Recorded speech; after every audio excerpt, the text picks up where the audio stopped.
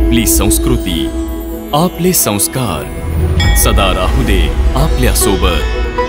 भारताच्या महान ग्रंथांचे आणि काव्यांचे संपूर्ण संकलन. सबस्क्राइब करा तिलक.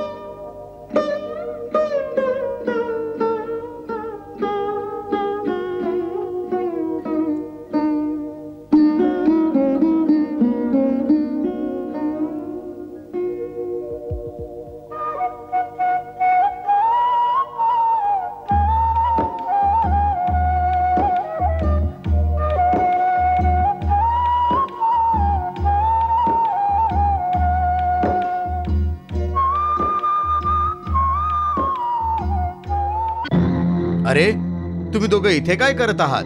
आम्ही दोघं भगवान शिवांचं दर्शन घेत आहोत. चला चला, बाहेरून दर्शन घ्या. आत येण्याची अनुमती नाहीये. आता जर आत आलोच आहोत तर भगवंतांचे चरणस्पर्श तरी करू देत. आता तुम्हीच सांगा ना पंडितजी, आम्ही सुद्धा शिवांचे परमभक्त आहोत. आता आलेच आहेत तर नमस्कार करू दे. बरं महाराज.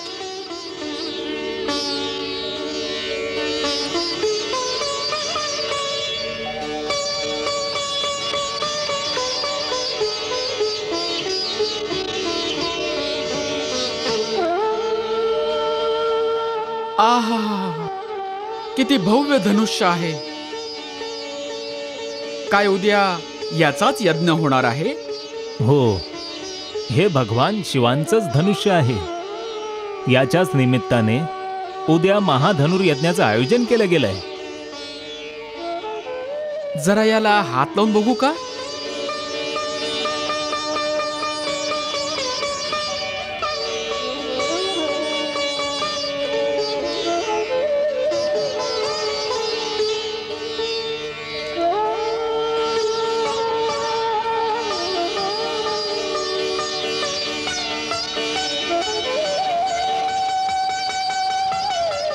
जरा याला उचलून पाहू का?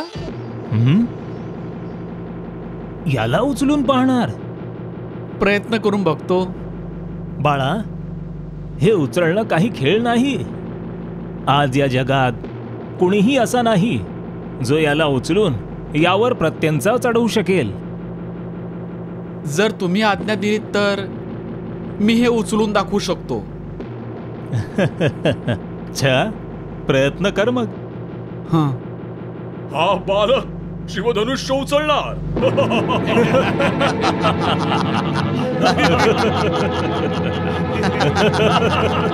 हा बघा ना. चल, चल ना. हा काय एवढा साल उचलणार. हा काय उचलणार.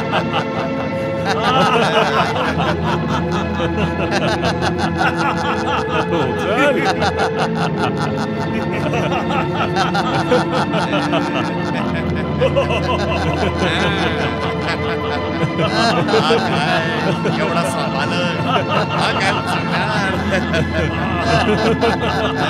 काय धाडस आहे. हा उचल.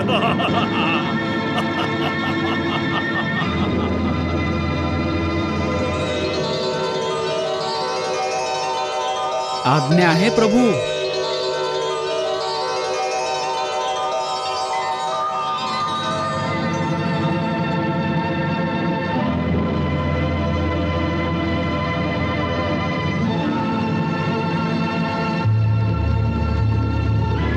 हो.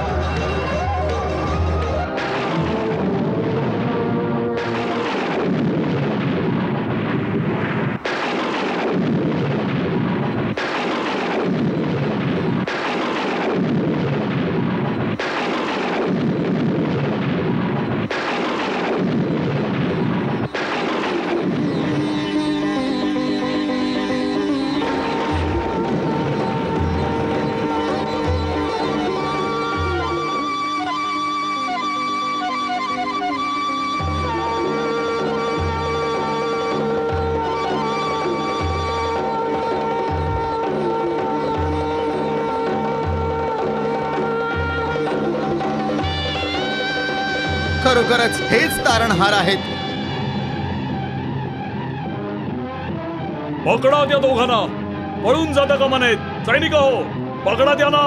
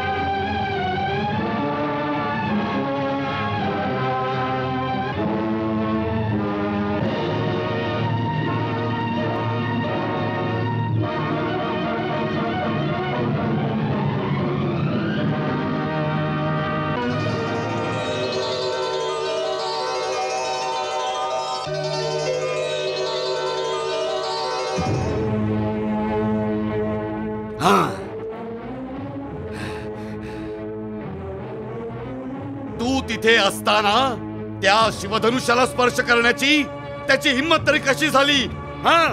आम्हाला तरी असंच वाटलं होतं की ते भगवान शिवांच्या मूर्तीवर फुलं अर्पण करायला आलेत. कुणाला असा संशय सुद्धा आला नाही की ज्या धनुष्याला 10 माणसं मिळून सुद्धा अतिशय कष्टाने उचलतात, त्याला तो सुकुमार बालक हसत खेळत उचलून तोडून टाकेल. सुकुमार बालक, सुकुमार बालक, तोच सुकुमार बालक माझा परम शत्रू आहे, हे तुला ठाऊक नव्हतं का? आणि जर त्याने पूजेसाठी ठेवलेल्या त्या महान धनुष्याचा अशा प्रकारे अपमान केला तर तुम्ही लोकांनी त्याला जिवंत तरी कसं सोडलं? त्याचं डोकं उडवून माझ्याकडे का नाही आणलं?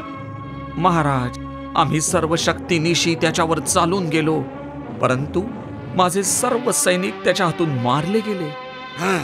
आणि तू स्वतःचे प्राण वाचवून भित्रासारखा पळून आलास. तू पण तुझ्या सैनिकांसोबत का नाही मरून गेलास?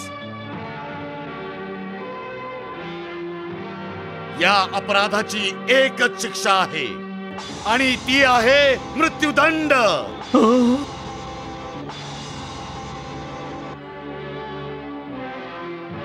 सेनापती, घेऊन जा या पळपुट्याला आणि कारागृहात बंद करा.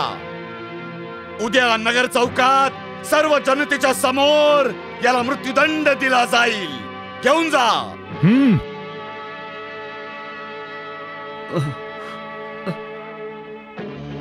क्षमा करावी महाराज, मी तुमच्या निर्णयाशी सहमत आहे, परंतु माझ्या मते आताच्या परिस्थितीत आपल्याच सैनिकांना अशा प्रकारे मृत्यूदंड देणं शहाणपणाचं नाही. मग काय करायचं? त्यांना पारितोषिक द्यायचं? नाही महाराज, परिस्थिती समजून घ्यायचा प्रयत्न करावा. शिवधनुष्य तुटण्याच्या घटनेपश्चात जनतेच्या मनावर कृष्णाचा प्रभाव अजून वाढला असेल. आता असं नको व्हायला की आपल्याच सैनिकांना अशा प्रकारे कठोर शिक्षा देण्यामुळे आपल्याच सेनेचे काही लोक जाऊन शत्रूला मिळतील. तुम्ही हे विसरू नका की शत्रू यावेळी तुमच्याच नगरीत ठाण मांडून आहे. जर सेनेचा एक गट जरी त्याच्याबरोबर गेला तर खूप मोठं संकट उभं राहू शकतं.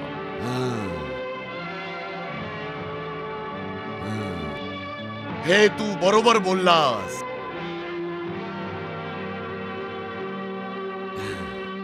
जानूर, मलाही संशय आहे की मथुरेचे सैनिक मनापासून पूर्णपणे आपल्या समवेत नाहीयेत.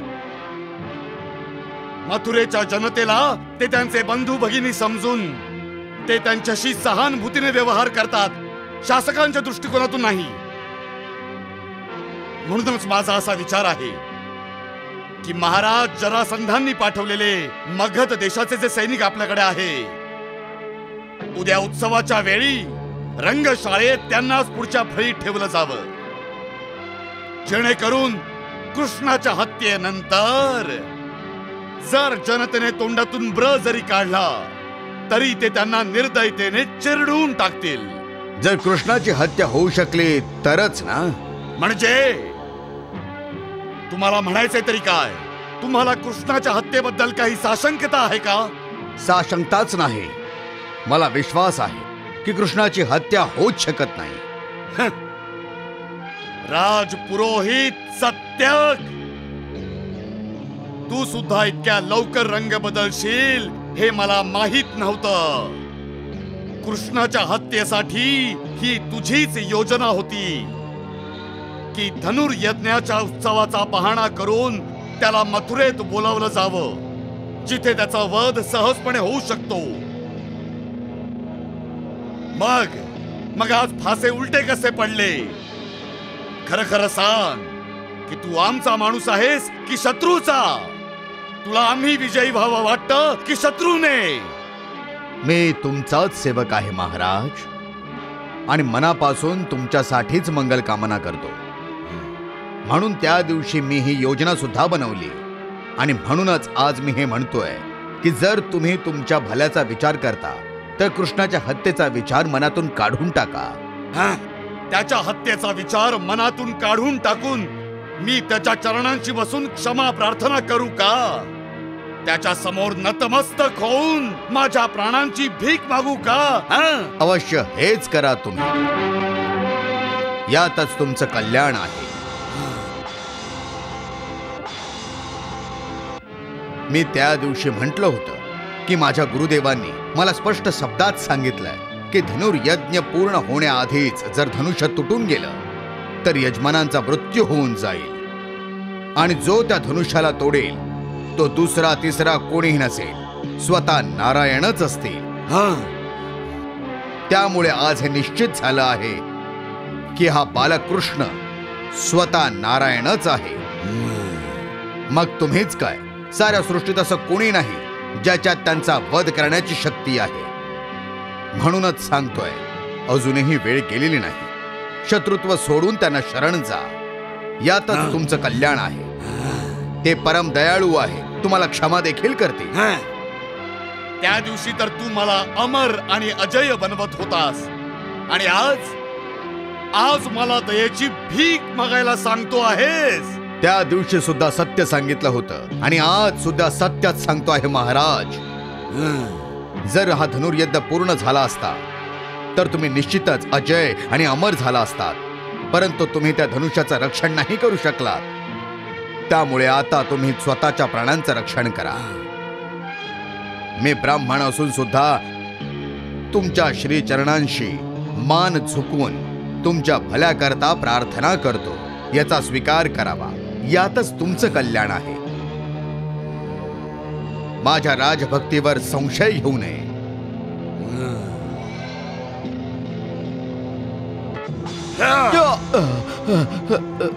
धिक्कार आहे तुझा आणि तुझ्या राजभक्तीचा. ज्या कंसाने इंद्राला पराजित करून त्याच्या अमरावतीवर स्वतःचा झेंडा फडकविला, तिन्ही लोकांमध्ये ज्या कंसाला कोणी पराभूत नाही करू शकलं, त्या महाबली कंसाला तू त्याच्याच हाताने त्याचा पराभव मान्य करायला सांगतो आहेस. लक्षात ठेव, कंस मरू शकतो, हरू नाही शकत. घेऊन जा याला.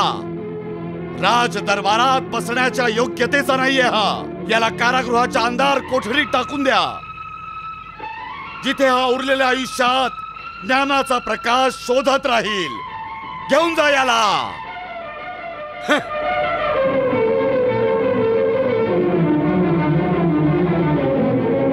विनाश काले विपरीत बुद्धी.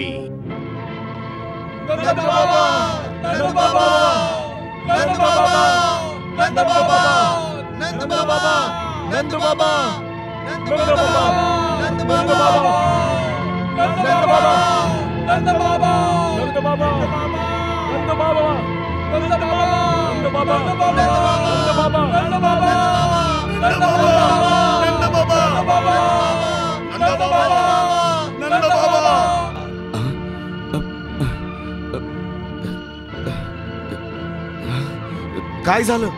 असं ऐकलंय की उद्या उत्सवाच्या सभेमध्ये कृष्णावर प्राणांतिक संकट ओढवणार आहे. कोणी सांगितलं तुला? या कोशकने. हा त्याचं दूध विकून मथुरेहून आत्ताच परत आला आहे. हा सांगतो आहे की महाराज कंसांनी त्यांच्या पूर्वजांचं ते धनुष्य उत्सवात पूजेकरता ठेवलं होतं, कृष्णाने ते तोडून टाकलं आहे आणि कंसाच्या अनेक सैनिकांना देखील ठार मारलं आहे. आता काय ऐकलंय की महाराज कंस खूप रागावले. त्यांचा एक सैनिक मला भेटला होता. तो खूप मदिरा पिऊन नशेत गुंग होता. रस्त्यावरून उचलून मी त्याला त्याच्या घरापर्यंत सोडायला गेलो. त्या नशेच्या अवस्थेतच त्याने मला सांगितलं की उद्या भर दरबारात सर्व लोकांच्या देखत कृष्णाची हत्या केली जाणार आहे. लोकांच्या समोर इतकं मोठं अघटित घडेल तर काय मथुरावासी गपचूप उभे बघत राहतील? हो यशोदा माता, फक्त बघतच राहतील. भोला तर सांगत होता की जेव्हा कान्हाने मथुरेत प्रवेश केला तेव्हा मथुरावासियांनी त्याचं खूप जंगी स्वागत केलं आणि मोठ्या मोठ्याने त्याचा जय जयकार देखील केला. हो माते, खूप जय जयकार केला त्यांनी त्याचा. पण तुला ठाऊक नाही, या शहरी लोकांची हीच सवय आहे. जंगी स्वागत करतील, शोभायात्रा काढतील, जय जयकार करतील आणि मग घरी जाऊन आरामात झोपून जातील. बलिदानाची वेळ येईल तेव्हा कुणी पुढे येणार नाही. गोकुळवासी आणि मथुरावासी यांच्यात हाच फरक आहे की जेव्हापासून आम्ही ऐकलंय की आमचा कान्हा संकटात आहे तेव्हापासून कुणाला एक क्षण चैन नाहीये. प्रत्येक युवक कान्ह्याच्या रक्षणासाठी स्वतःचे प्राण देण्यास तयार झाला आहे. म्हणूनच आम्ही तुमच्याकडे आलो आहोत नंदबाबा. आम्हाला आज्ञा द्या, म्हणजे आज रात्रीच त्या मथुरेमध्ये जातो आणि उद्यापासून अंगरक्षकांप्रमाणे कान्ह्याच्या आजूबाजूला राहतो. त्याला कुठेही एकटा सोडणार नाही. म्हणजे काय, तो एकटाच फेरफटका मारतो? हो, मी स्वतः बघितलं की जेव्हा धनुष्य तोडायला आले तेव्हा कान्हा आणि बलराम एकटेच होते. आणि ते जे अक्रूरजी इथे मोठ्या मोठ्या गप्पा मारत होते की आम्ही कान्हाच्या केसालाही धक्का लागू देणार नाही, त्यांची माणसं कुठे होती? तिथे ना अक्रूर होते आणि ना त्यांचा कोणी साथीदार पाहिला मी. याचा अर्थ असा आहे की ती अक्रूरजींची एक चाल होती, ज्यायोगे मी माझ्या कान्ह्याला त्यांच्या बरोबर पाठवेन. मला तर शंका आहे की ते कंसाला जाऊन मिळाले नाहीयेत. मला माझ्या कान्ह्याजवळ जाऊ द्या, कृपा करा आणि मला माझ्या कान्ह्याकडे पोचवा. तो तिथे एकटाच असेल, त्याच्याजवळ दुसरं कोणी नाहीये. त्याचे माता पिता सुद्धा बंदीगृहात आहेत आणि बाकी सगळे दिशांना शत्रू आहे. त्या एकटेपणात त्याला माझी खूप आठवण येत असेल. मी तुमच्या समोर हात जोडते, मला माझ्या कान्हाकडे घेऊन जा, पाठवून द्या मला माझ्या कान्हाकडे. यशोदा माता, तुम्ही चिंता नका करू. आम्ही त्याला एकटं नाही राहू देणार. आम्ही असताना त्याला कोणी हातही लावू शकणार नाही. नंद बाबा, तुम्ही आम्हाला जाण्याची आज्ञा द्या, नाहीतर उशीर होईल.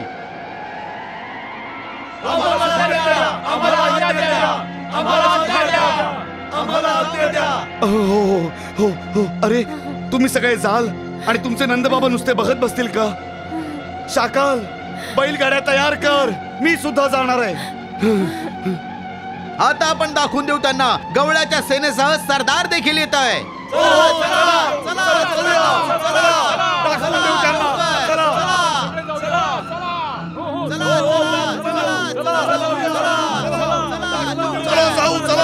सगळे चला. अहो, आता सूचना मिळाली आहे की तुमच्या पुत्राने यज्ञशाळेत ठेवलेलं शिवधनुष्य तोडून टाकलं आहे.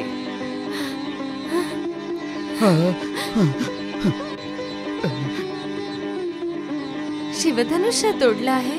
हो, आणि त्याच्या रक्षणासाठी जितके सैनिक होते त्या सगळ्यांचा देखील त्याने संहार केला आहे. साऱ्या नगरात कृष्णांचा जय जयकार होतो आहे. सगळ्यांची खात्री पटली आहे की हाच आमचा तारणहार आहे. ज्याची सगळ्यांना प्रतीक्षा होती तो आता आला आहे.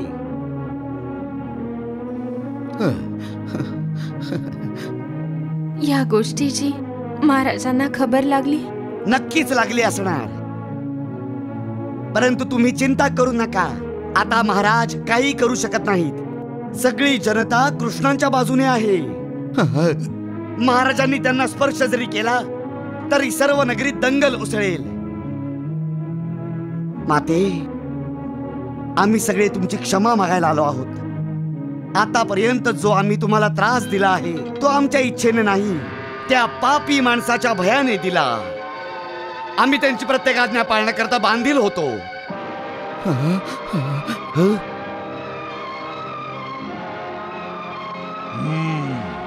खूप निडर झालात तुम्ही सगळेजण, खूप निडर झाला. हे विसरला की मथुरेवर आज देखील महाराज कंसांचं राज्य आहे, आणि हे सुद्धा विसरला की राजद्रोहाची शिक्षा किती भयानक असते. घेऊन जा यांना आणि काळ कोठडीत बंद करा. नक्कीच यांचे या जन्मातले दिवस भरले असणार. घेऊन जा.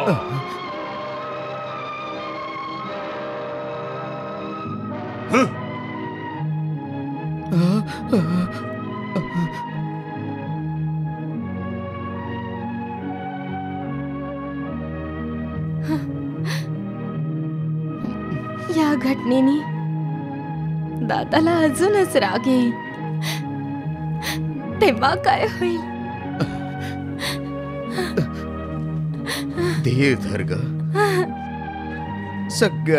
सगळं ठीक होईल. जशी प्रभूंची इच्छा. थोडा धीर धर.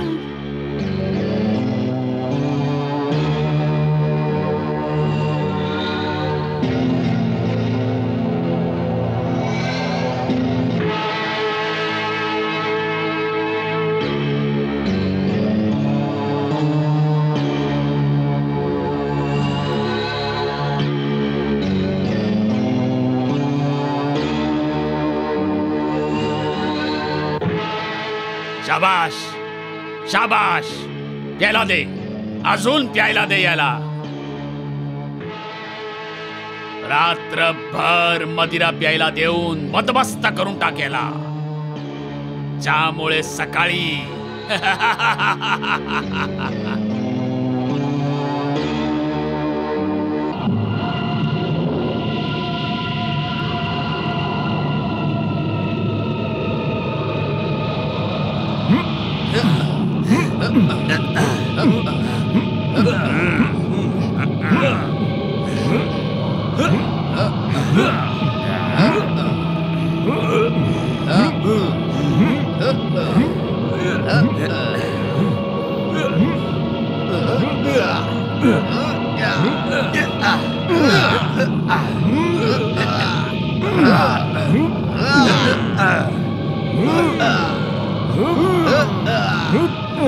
बस एक रात्र अजून त्याला शांतपणे झोपून घेऊ दे.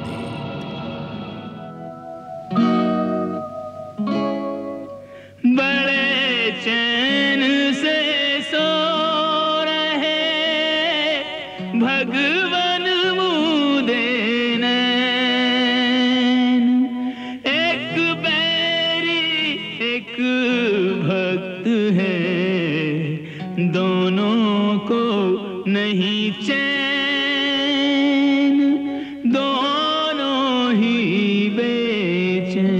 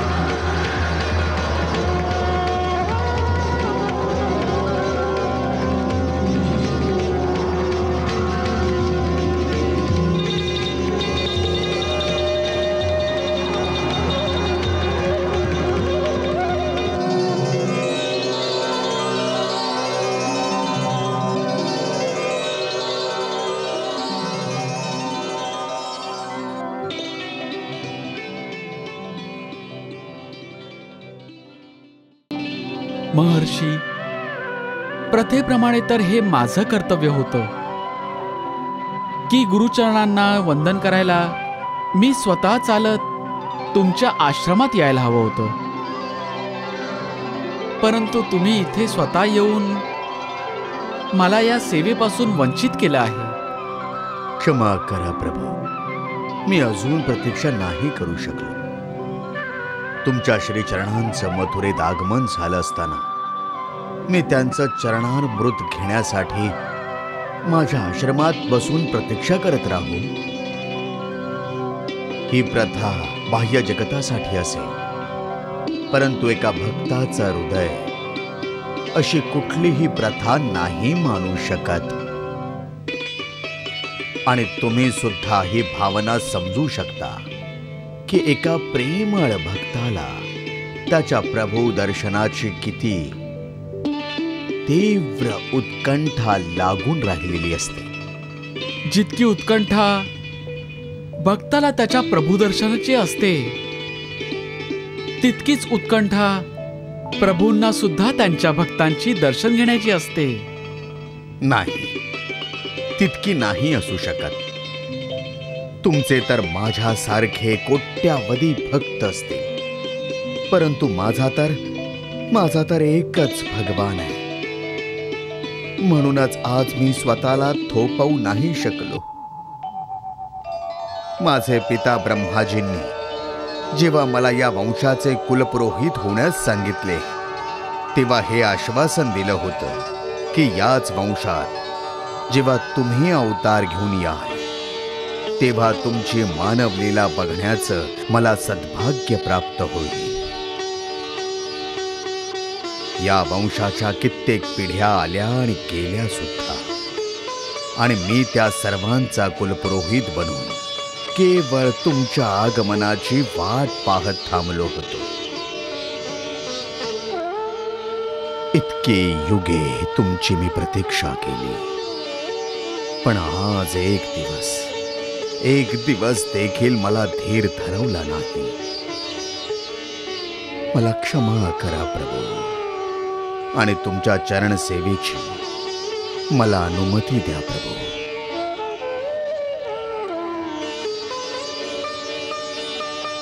भक्ताचा तर भगवंतावर इतका अधिकार असतो की त्याला कुठच्याही गोष्टी करता अनुमती मागण्याची आवश्यकताच नसते.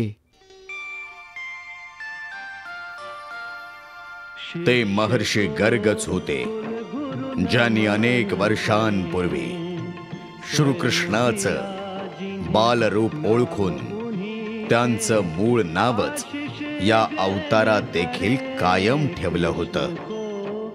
आज त्या जगन्यतेच्या चरणांचं दर्शन घेण्यासाठी आणि त्यांचा आशीर्वाद घेण्यासाठी ते आत्मज्योतीच्या रूपाने प्रकटले होते. श्रीकृष्णाच्या पाद्यपूजेसाठी त्यांनी कमंडलूचं स्मरण करताच तोही प्रकट झाला. मग माता गंगांचं अतिशय विनम्रतेने स्मरण करून महर्षी गर्गांनी त्यांना पाद्यपूजेसाठी आवाहन केलं. श्री विष्णूंच्या पायांच्या अंगठ्यातून उगम पावलेल्या गंगा, ज्यांना वैष्णवी नावाने सुद्धा ओळखलं जातं, गर्ग महर्षींच्या आवाहनाचा मान राखून एका धारे सदृश्य रूपात त्या प्रकटल्या आणि त्यांनी तो कमंडलू काठोकाठ भरून टाकला. त्या जलाने प्रभूचे पाय धुवून महर्षी गर्गांनी ते पाणी तीर्थ म्हणून प्राशन केले आणि ते कृतकृत्य झाले. महर्षी गर्गांच्या या प्रेमाने आणि भक्तीने भारावून गेलेल्या प्रभूंनी त्यांना आशीर्वाद दिला आणि त्यानंतर आपले प्रभू क्षणार्धात तेथून अंतर्धान पावले. महर्षी गर्ग सुद्धा ज्योती रूपाने पुन्हा परत गेले. अशी भगवान श्रीकृष्णांची अगाध लीला होती. नमन कियो मुनि राज पुनि, दे आशीष वरदान, हो गए अंतर्धान हरि.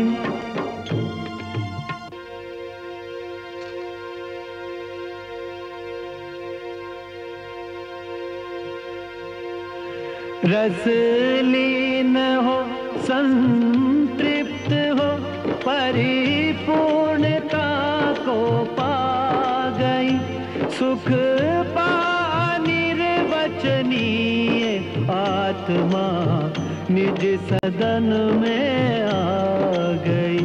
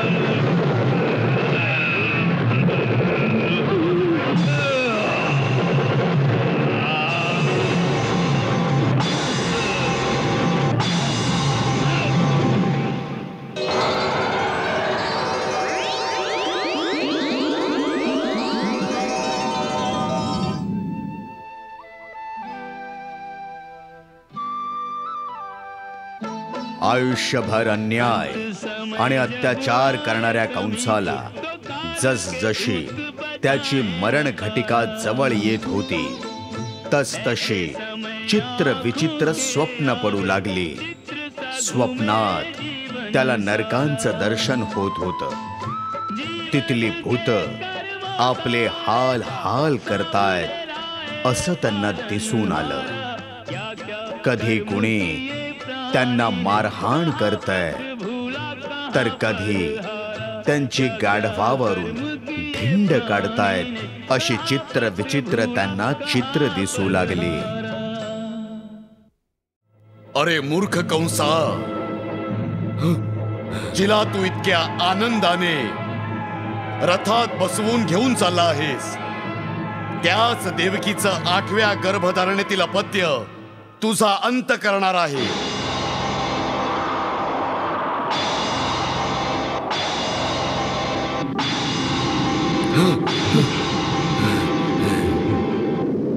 हिचं 8वं अपत्य तुझा काळ बनून येईल, तुझा घात होईल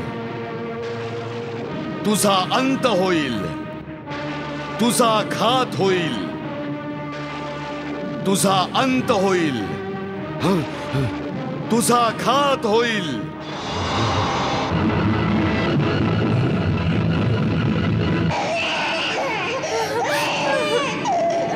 नाही.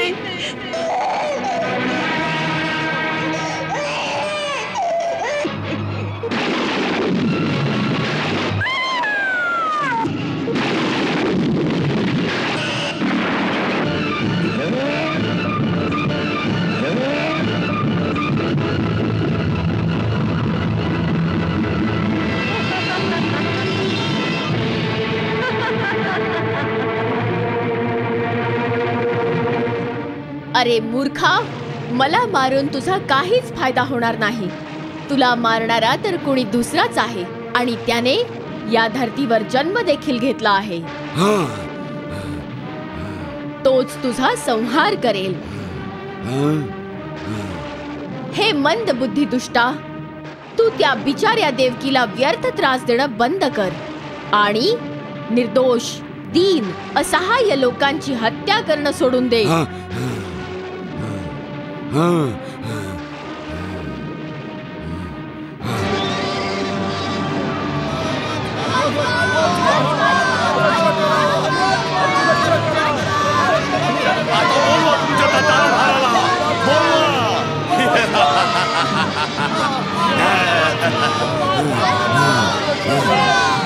मारा, अजून मारा.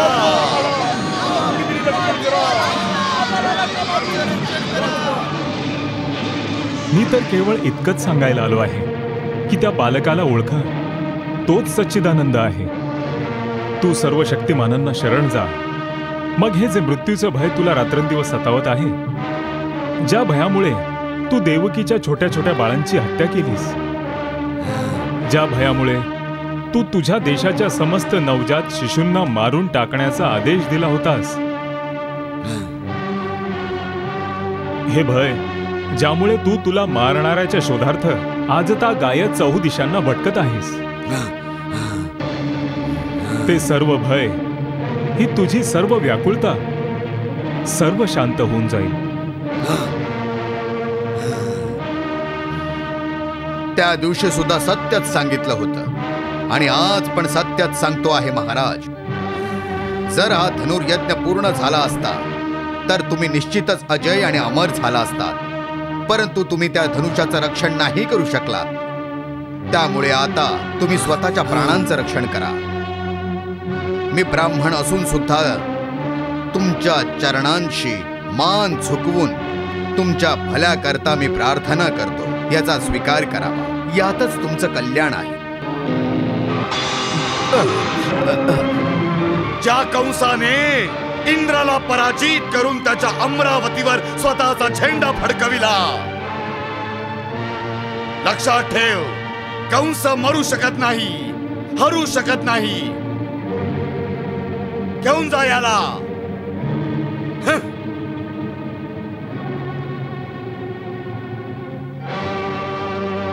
विनाश काले विपरीत बुद्धी.